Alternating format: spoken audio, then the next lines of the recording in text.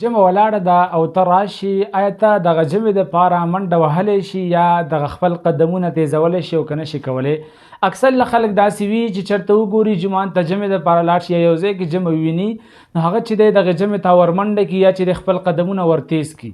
آیا دا صحیح دي او که نه دي؟ نبي علیه صلات وسلام مبارک موږ او تاسو ته کومه طریقه ښودلې ده؟ ګران کتونکو،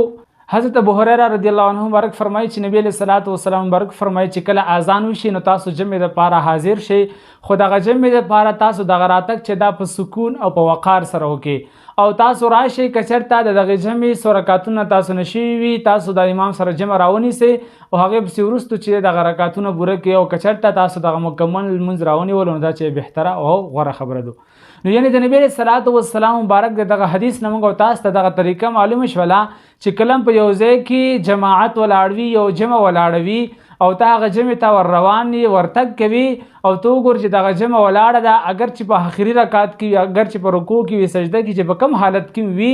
نو ستا دپاره دغه منډه وهل نه دي مناسب، ځکه چې نبي علیه صلات وسلام مبارک فرمایلی دي چې تاسو دغه جمعې ته راتګ چې دا په سکون او په وقار سره وکړئ. نو په کلاره ورشه او کوم رکعتونه چې تا راونیول هغه امام سره ادا که، او کوم رکعتونه چې تا نه پاتې شول هغه باقي چې کله امام سلام وګرځوي هغې نه وروسته یې راوګرځوه. واخر دعوانا ان الحمدلله رب العالمین.